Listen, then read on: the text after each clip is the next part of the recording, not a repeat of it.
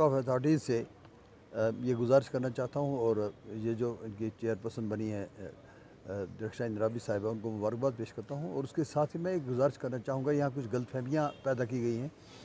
यहाँ पे असल हकीकत ये है कि 1985 में जब यहाँ पे जो हमारे मज़दूर बाहर से देहातों से आते थे, उनके रहने की कोई जगह नहीं थी, बच्चे जो पढ़ने आते थे उनकी जगह नहीं थी, तो उस वक्त शेख साहब की गवर्नमेंट थी, तो उन्होंने ये फैसला किया था कि यहाँ पे शहर ख़ास में पुंछ में जो ज़मीन पड़ी है और वो इंक्रोच की है लोगों ने गैरकानूनी तौर पे, उसको छुड़ाया गया। और उस वक्त चूँकि 1000 से 1500 रुपये मरला ज़मीन थी, तो ये फैसला किया गया था कि इन देहात के गरीबों को, मज़दूरों को, किसानों को, छोटे तबका के जो मुलाजिम हैं उनको ये ज़मीन दी जाए और 4-4 मरले इनको ज़मीन दी जाए। उसकी 4500 रुपये कीमत हुई थी और उसमें क्योंकि वो they were not in a position to pay at once, तो उन्होंने उस वक्त औक़ाफ़ अथॉरिटीज़ ने फैसला किया था कि 40 साल में ये 100 रुपये पर ईयर देकर तो इनका वो कीमत अदा करेंगे।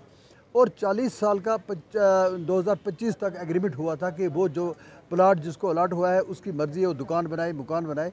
तो उसके साथ साथ औक़ाफ़ अथॉरिटीज़ ने ये भी हमें एश्योर किया था, जो बाहर से लोग आए थे, कि उनको वहाँ पे स्कूलिंग उनके बच्चों को दी जाएगी, पार्क्स बनाए जाएंगे और उनके मेडिकल फैसिलिटीज़ प्रोवाइड की जाएंगी।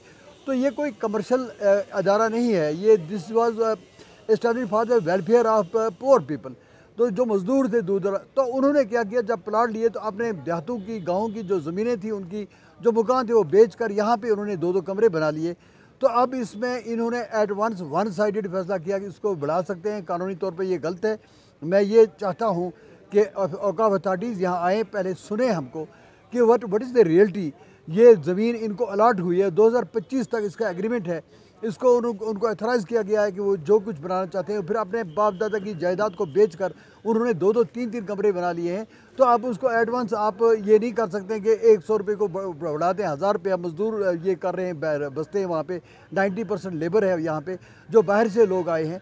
तो ये एक नाइंसाफ़ी, हम उनसे गुजारिश करेंगे कि वो यहाँ पे आएँ, यहाँ पे पुंछ में तशरीफ़ लाएँ, आप अपने औक़ाफ़ अथॉरिटीज़ को यहाँ पे भेजें, वो सुने पहले व्हाट इज़ द रियलिटी। जो रियलिटी है ये गरीबों के साथ एक किस्म का मजाक है गरीबों के साथ। तो मैं ये चाहूँगा कि औक़ाफ़ अथॉरिटीज़ यहाँ पे आके पहले सुने लोगों को। ये कोई कमर्शियल इस्टेब्लिशमेंट नहीं है कि you are going to enhance the rent charges. ये for the welfare of poors ये किया गया था और ये in the larger interest of community किया गया था। तो उसमें मेरी गुजारिश है कि ये किस्म की कीमत है, 2025 तक एग्रीमेंट है लोगों के पास। तो इसमें मेरी गुजारिश है कि वो यहाँ पे आकर लोगों को सुने और लोगों के बेहतरी के लिए फ़ैसला करें।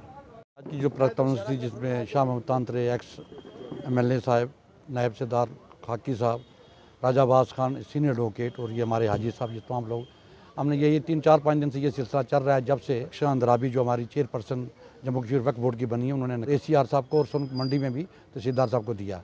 एक तो हम उनके फैसले का वेलकम करते हैं कि उन्होंने एक बड़ा अच्छा फैसला लिया, देर आए दुरुस्त आए।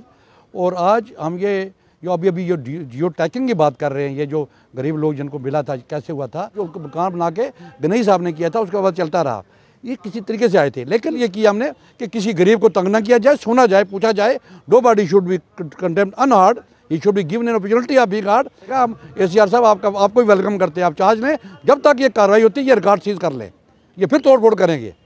इसलिए हम चाहते हैं कि लोगों को सुन के, तमाम चुनिंदा लोगों को, पूरी पुलिस में एक अफरा तफरी मची है, जिनको लीज में दिया गया था उनको भी तंग किया जा रहा है।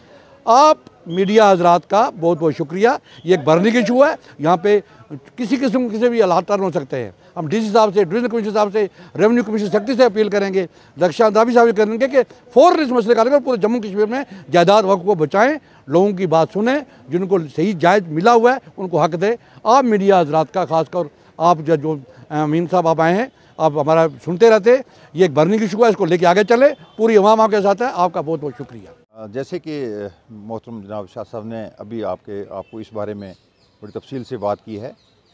इसमें जैसे कि उन्होंने फरमाया कि 85 में और 87-88 तक ये जो है उस वक्त के एडमिनिस्ट्रेटर औक़ाफ़ जो थे, उन्होंने ये लीज़ पे दिया था। जैसे कि ऊपर से हुक्मनामा हुआ था, गवर्नमेंट का फ़ैसला था कि इन लोगों को दो जो बाहर से लोग यहाँ आए हैं, मज़दूर हैं या दूसरे हैं।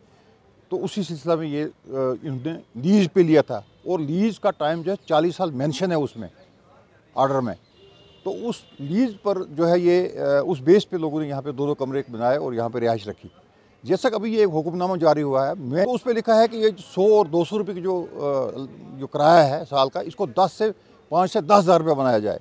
ये मुझे मेरी समझ से बाहर है। मैं ये चाहता हूँ कि कम से कम ये इन लोगों को सुना जाए, जैसे कि अभी शासन ने फरमाया है कि इन लोगों को सुना जाए कि इनको कैसे ये रकबा मिला है, इन्होंने कैसे ये मकान बनाया है।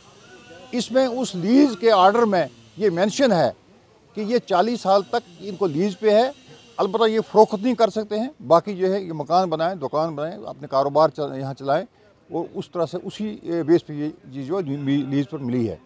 अलाटमेंट का कहीं कोई जिक्र नहीं है। जैसा कभी इस रिसेंटली जो आर्डर निकला उसमें लिखा है कि स्ट्रक्चर्स को अलाट किया गया है, प्रॉपर्टीज अलाट की गई हैं औकाफ की तरफ से। कोई अलाटमेंट आर्डर नहीं है। जैसे पहले भी मैंने एक दफ़ा कहा है, कोई अलाटमेंट आर्डर नहीं है। ये लीज़ पे है 25-40 साल के लिए, अभी 2025 तक वो उसका पीरियड है। तो उस लीज़ को अगर अलाटमेंट में यहाँ इसमें बनाकर उसको किराया बढ़ाने की बात की गई तो मैं इसकी मजम्मत करता हूँ, सारे ही हम मजम्मत करते हैं।